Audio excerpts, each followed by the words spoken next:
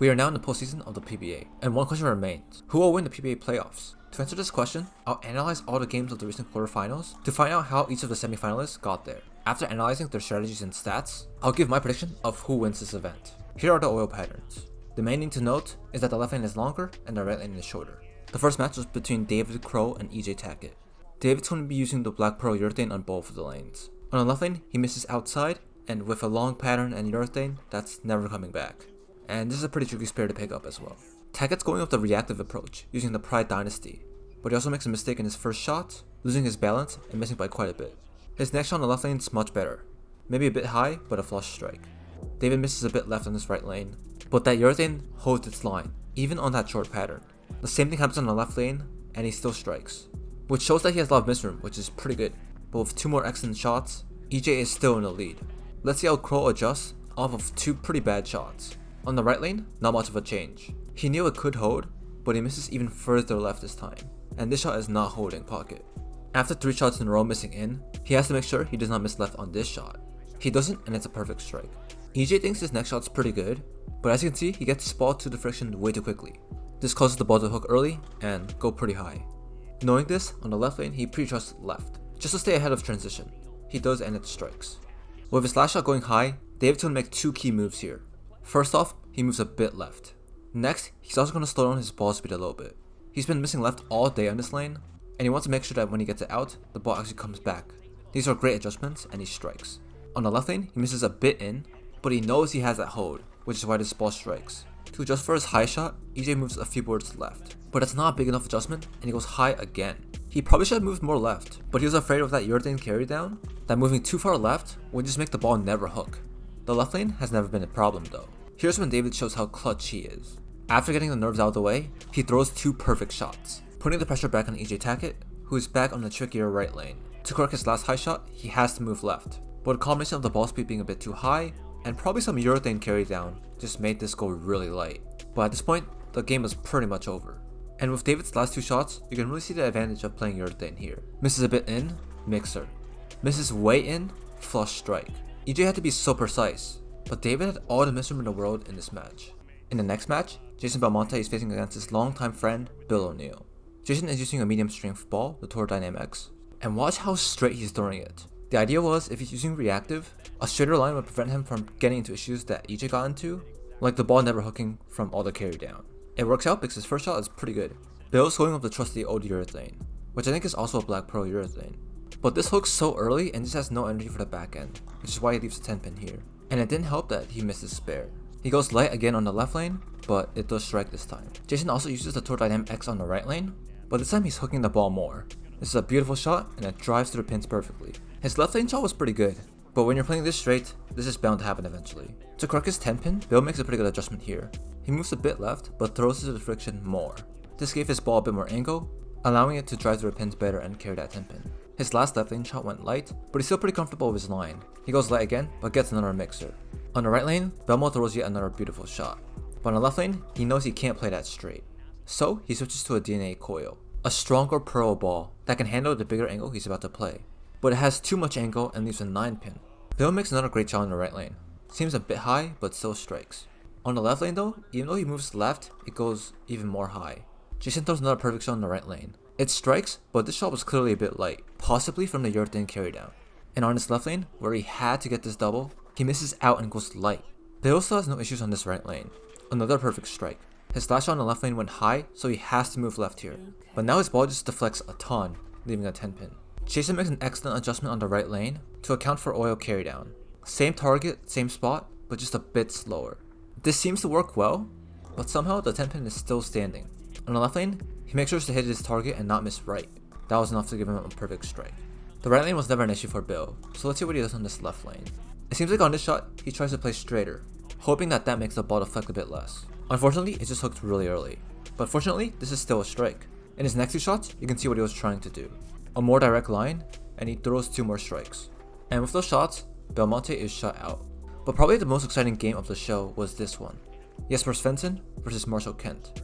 Jesper only has 1 ball in his arsenal, and that's the IQ Tour 78U, which is obviously a urethane ball.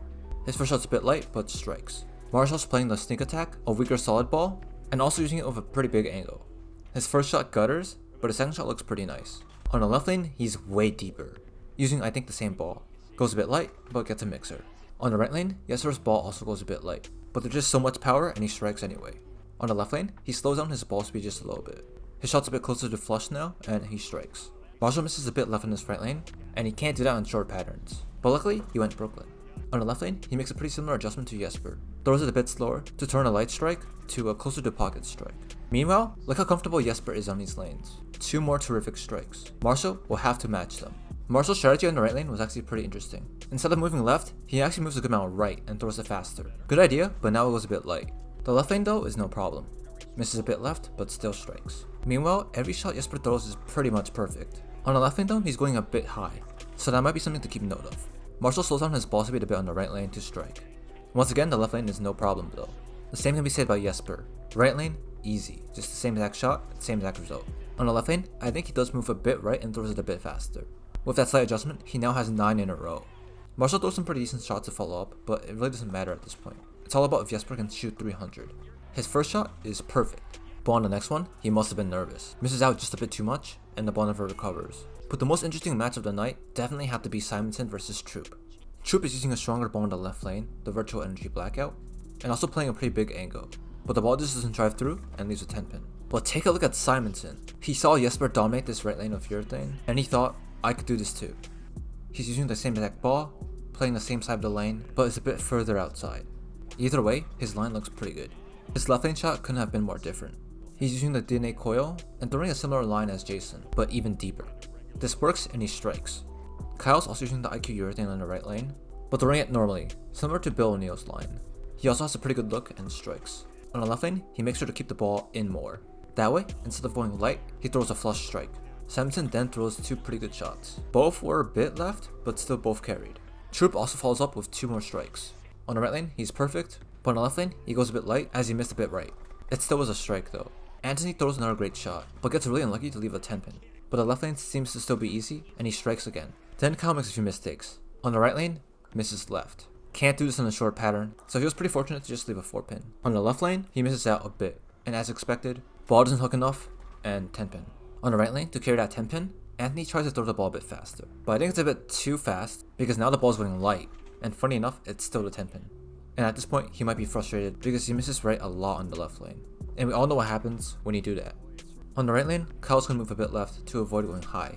This is an excellent shot, and he strikes. On the left lane, I think he moves the board right, which is why even though the ball is sent out more right, it does still come back and strike. Simonsen is still in it though. On the right lane, he sends it out a bit more left to make sure it picks up early and hooks. It does, and finally he carries that 10 pin. On the left lane, yet another good shot, but again, another unfortunate 10 pin. Now, Kyle needs a spare for the win. However, he misses a bit in, and luckily avoids disaster by leaving a pretty easy spare. And like that, it's over.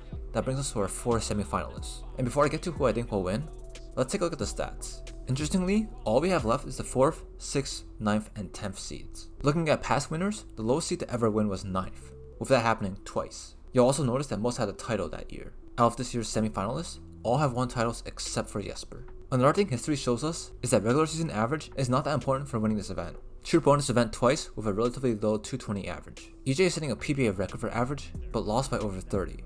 In fact, so far in the playoffs, the person with the lower average won 80% of the time.